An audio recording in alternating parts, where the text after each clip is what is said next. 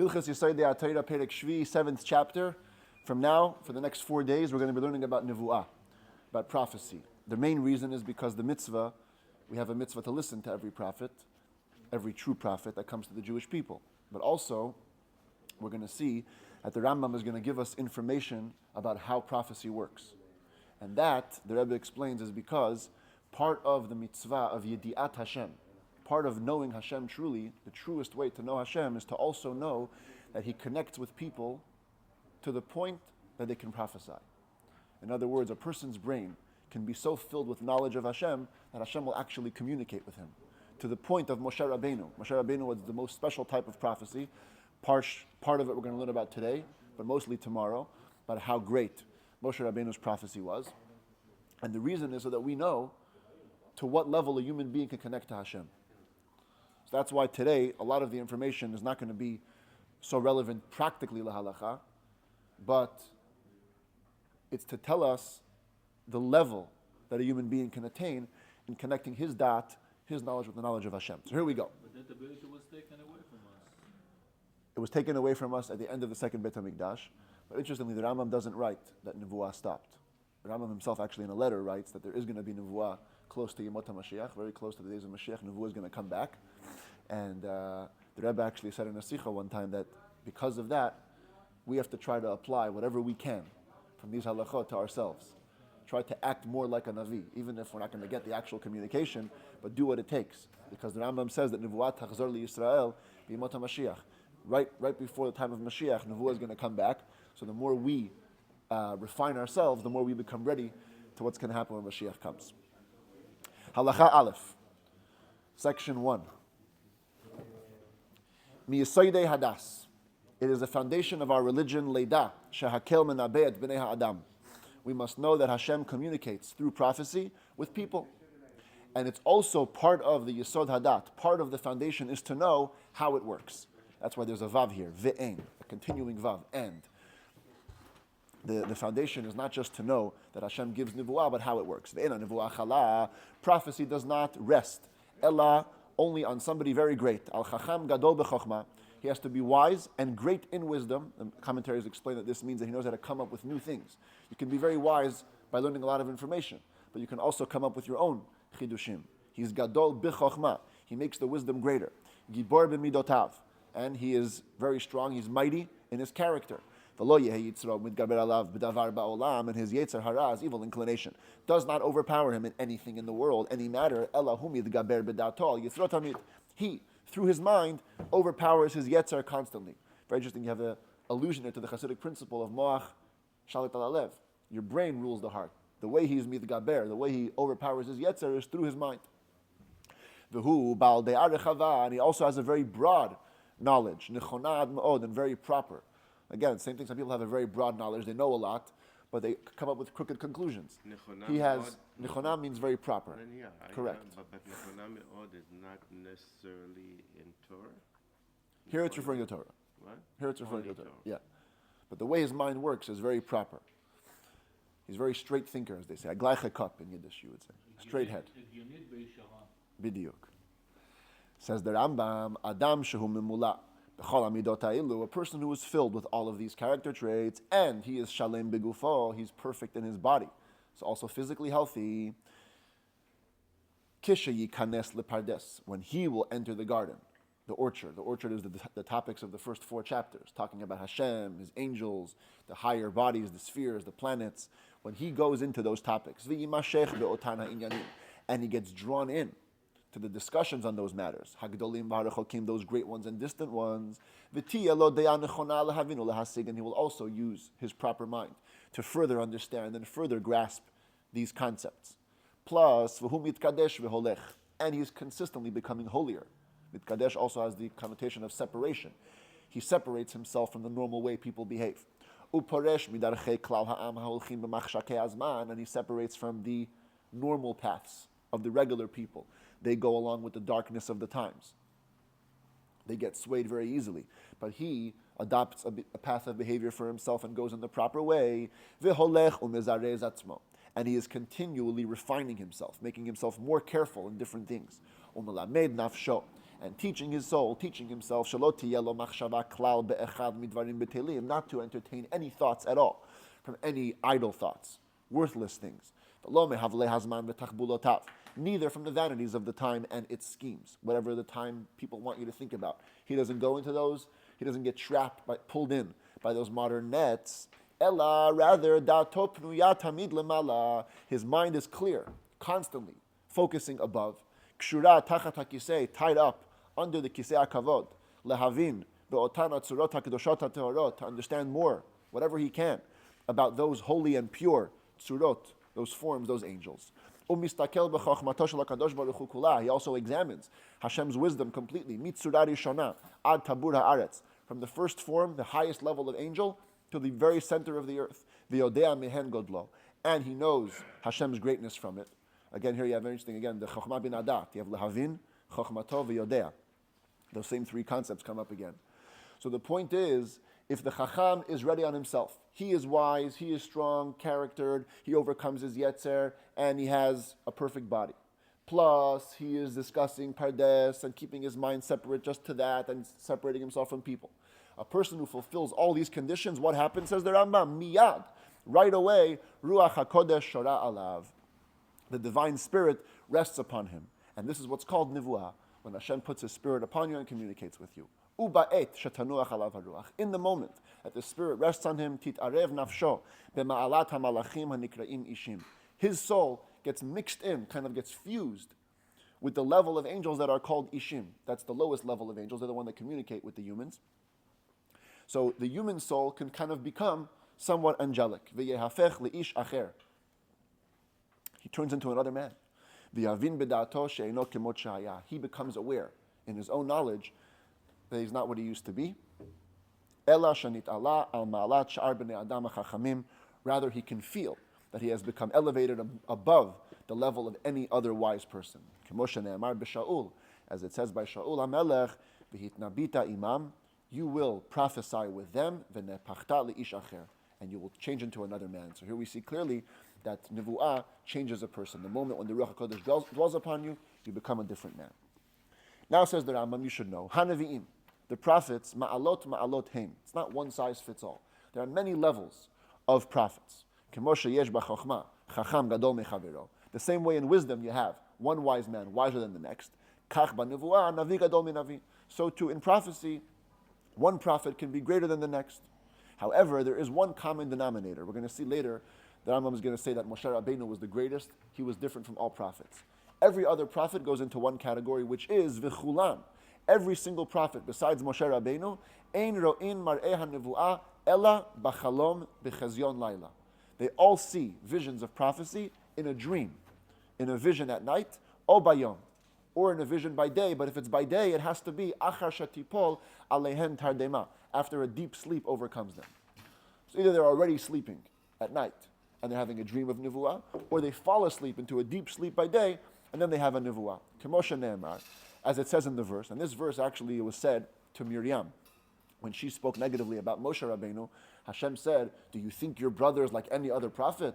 Any other prophet, Bamar'a elav et vada, I appear to him in a vision, Bachalom adaber bo, I speak to him in a dream. That's the two concepts, either by day in a vision or by night in a dream. But Moshe Rabbeinu is different. We're going to see later also. So the point is, in bringing out the contrast of other prophets to Moshe Rabbeinu, we learn that other prophets only get to see their visions, in dreams. Additionally, v'chulan, all prophets, doesn't matter how great you are, besides Moshe Rabbeinu, kishan mitnabin, when they experience prophecy, their physical body goes out of whack. Evrehem mizdazi'in, their limbs tremble. The koach haguf kashel, the power of the body becomes weak. Ve'eshtonotehem mittarfot, and their senses become confused, except for their mind. V'tishaer hadat pnuya, the mind remains empty and clear, lucid, lehavin masha tir'eh, to understand exactly what it sees. K'moshe ne'emar ba'Avraham, as the verse states by Avraham Avinu, that before he saw the vision of Brit ben HaBetarim, v'hinei ema chashecha gdola, nofelet alav, a great dark fear overcame him. Great dark fear means that he was engulfed with, physically, a crazy experience, and only his mind was able to see the vision. K'moshe ne'emar b'Daniel, Daniel also says, v'hodi ne'epach alay lemashchit, my appearance, my skin, changed to look horrible, to look terrible. V'lo atzarti koach, and I couldn't hold on to my strength. The mind works, can see the vision, but the physical no longer operates normally.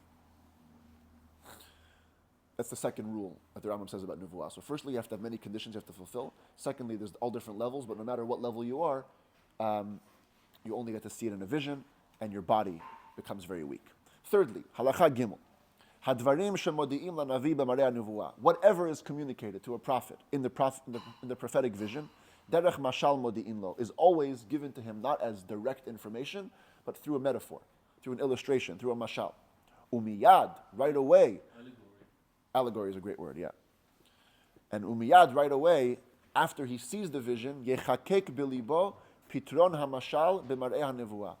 It will become engraved into his heart, the meaning of the allegory, the key to the parable of the vision that he saw, and he'll know what it is. So Hashem doesn't have to necessarily communicate to him what it means. Hashem will just show him the vision, and right away he'll understand what the vision means. Kimo, for example, and the Rambam has some interesting interpretations here. Hasulam, Shara'a Yaakov Avinu, the ladder, which Yaakov Avinu saw in his famous dream in the beginning of Parshat Vayetze. Umalachim olim v'yordim bo, angels ascending and descending on it. V'hu haya mashal lamalchuyot v'shibudan. It was a mashal, it was an example, an allegory for the future kingdoms that are going to rule over Israel and how they're going to put them into servitude. The Midrash says that he saw every angel was going up and going down, and Hashem said that means that every single kingdom is going to go up, rule Israel, and then fall down. And then the final time he saw the angel going up and it wasn't coming down. And Hashem said that's a metaphor for this last galut, when it looks like it's going to go on forever.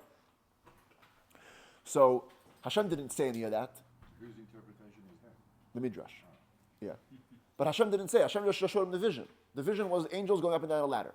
Yaakov Avinu understood right away what the meaning of the metaphor was. The same thing we see in Yechezkel's vision. In chapter 1 and 10 of Yechezkel, he sees a vision of angels that look like animals, beasts. That's the Merkavah, the holy chariot. So there you see again, he saw it in a mashal. He understood what the meaning was, but the vision was shown to him in an allegory.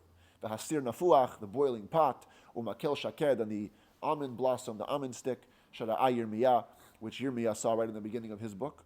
V'hamegillah shara'a Yechezkel, there's also a vision in the beginning of Yechezkel in chapter 2 and chapter 3, where he sees a scroll. It's full of negative information. Kina, vanehi, there was sorrowful lamentations in it, and Hashem said, eat the scroll, and when he ate it, it tasted sweet. And the understanding was that even if you give over negative information, you rebuke the Jewish people, but in the end it becomes sweet because they change their behavior. So again, that's a mashal. He was given an allegory of a Megillah. The ha'efa, shara'a Zechariah. Zechariah saw a measurement, a big efa coming out of the door of the Bet HaMikdash. And it was a vision. Efa is like a kli midah. It's like a measuring cup, a measurement. And Hashem said, I'm going to use this efa to punish the wicked. V'chein sha'ara nevi'im. And also other prophets, they received their prophecy through mashal. Now the Rambam says, when the Navi communicates his prophecy to us, there's different forms that it takes. Mehem, some of the Nevi'im, omrim hamashal upitrono. They tell us both the allegory and the meaning. Kimo elu, like these. Now when the Rambam says like these, he doesn't mean all of them, because not all of them that he listed before say the pitaron, but some of them do. Like for example, the boiling pot that Yirmiyah saw, it was coming from the north, and then he said it means mitzafon tipatach hara'a. The punishment to Israel is coming from the north, from Bavel. Yeah, same thing. And over here also, so you see the makel shaked, the almond rod. Hashem said shoked al dvari. Just like an almond tree goes very fast, my punishment will come fast. So sometimes you have the mashal and the pitaron. Yesh mehen omrim pitaron bilvat. Some prophets, they only tell us the message, but they saw it in a mashal. Even if they say it as straightforward message, you should know they saw it in an allegory. Upamim omrim, sometimes we have just the mashal bilvad, below pitron. You read the prophets, all you see is metaphors and illustrations. You have no idea what it's talking about, with no explanation. Kemiktzat divrei Yechezkel u'Zechariah, like some of the words of Yechezkel and Zechariah, they're written really cryptically. Bottom line, v'chulan b'mashal v'derech chida hem mitnabim. When they receive the prophecy, they receive it in allegory and riddles. Halacha dalet. Kol HaNevi'im, another rule about Nevuah, says the Rambam, all prophets, ein mitnab'in b'chol et sheyirtzu. They can't just have prophecy whenever they want. Ella, mechavnim datam. They have to align their minds. V'yoshvim smechim v'tuvei lev. They have to sit in a happy state and good-heartedness. Umit bodedim, and seclude themselves, be alone. She'ena nevuah shora, because prophecy can never rest. Lo mitoch hatzvut, v'lo mitoch hatzlut, not from a state of sadness or of laziness. Ella mitoch simcha, only from a state of joy. Lefichach, therefore, b'nei haneviim, the sons of the prophets. Sons over here means students. They're like aspiring prophets. If you're in prophet school, let's say. Lifnehem, nevel v'tof, v'chalil v'kinar. They always had in front of them different instruments, harps and drums and flutes and lyres, different types of harps. As they sought to receive prophecy. That's also what it says. They were prophesying. Doesn't mean they were experiencing nevuah. It means they were trying to go down the road of nevuah ad sheyinavu, until they received prophecy. Like you say in Hebrew, ploni mitgadel. This person is growing up. It means right now he's grown up. No, he's on the path. He's getting bigger. He's getting stronger.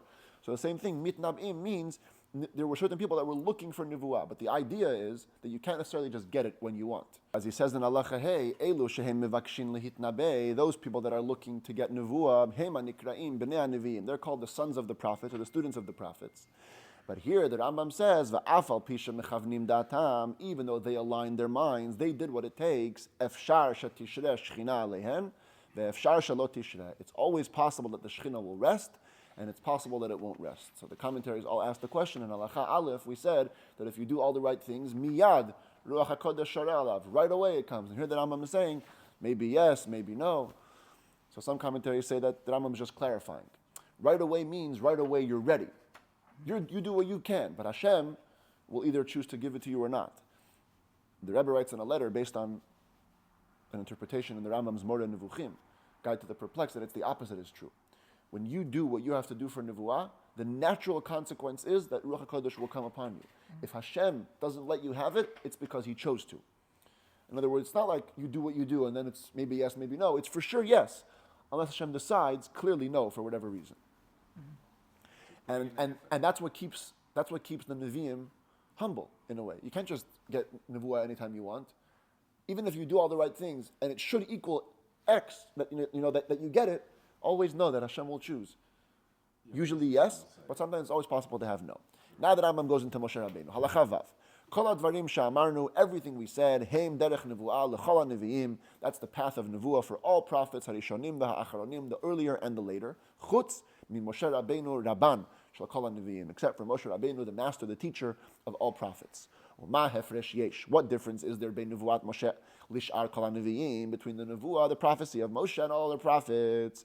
Shekol haneviim, all prophets, as we said before, b'chalom or b'mareh, are either in a dream at night or a vision by day. Moshe Rabbeinu mitnabeh, Moshe Rabbeinu experienced prophecy, v'hu er ve'omed, awake and standing upright. Shene'emar, as it says, u'vivo Moshe el ohel mo'ed odaber ito, Moshe Rabbeinu would come into the ohel mo'ed, the tent of meeting, to speak with Hashem, vayishma et hakol midaber elav, and he heard the voice speaking to him, didn't fall asleep, did nothing, he was awake, and perfectly hearing Hashem. Kol haneviim al yedei malach, all prophets see through an angel. Lefichach ro'im, here the Rambam reveals. Therefore they see mashahem ro'im b'mashal v'chida. Therefore they see in riddles, because you're not getting clear communication direct from Hashem. Second hand. So you see it in a riddle, and it's through an angel. Moshe Rabbeinu lo yedei malach. Moshe Rabbeinu doesn't get spoken to through an angel. Shene'emar peh el peh adaber bo. It says, Hashem says, I speak to him mouth to mouth. V'ne'emar, it also says, v'diber Hashem el Moshe panim el panim. Hashem spoke to Moshe face to face. V'ne'emar, it also says, utmunat Hashem yabit, that he sees the picture of Hashem, which means, Hashem doesn't have a picture, but the idea is, klomar, that means, she'en sham mashal, there's no allegory, al buryo. He sees things properly, below chida, uvelo mashal, with no riddle and no allegory. Hu Hatorah mi'ida alav, that's what Torah testifies about him, b'mar'eh velo b'chidot, with a vision and with no riddles. She'eno mitnabeh b'chida, ela b'mar'eh, he doesn't prophesy with a riddle, rather with a vision, but a vision that's not a riddle. He sees things properly. Another difference. Kol hanevi'im yere'im, v'nivhalim, u'mitmogigim. All nevi'im, all prophets are scared. They're terrified. They melt. Like they're confused when they see nevuah bodily wise. Moshe Rabbeinu eino ken.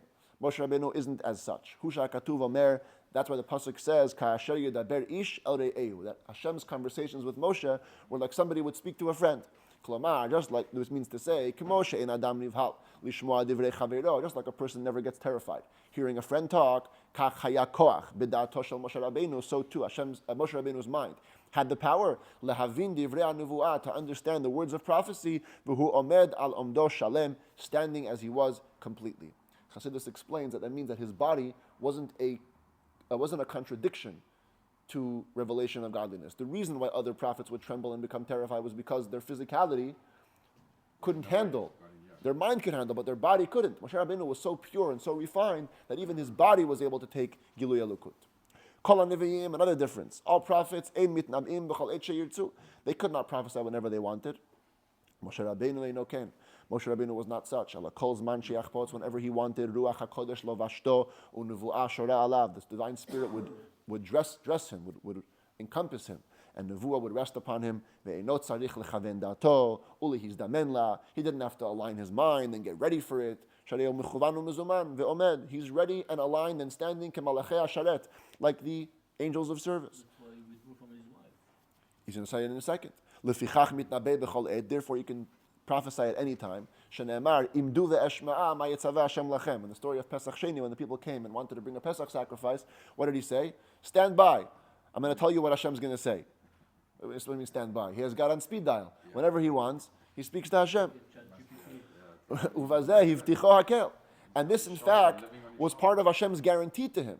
Shene'emar lechem or lahem shuvu lachem la'olechem. After Matan Torah, Hashem said to Moshe Rabbeinu, go tell the Jews, you go back to your houses, va'ata po amodi madi, but you stand here with me.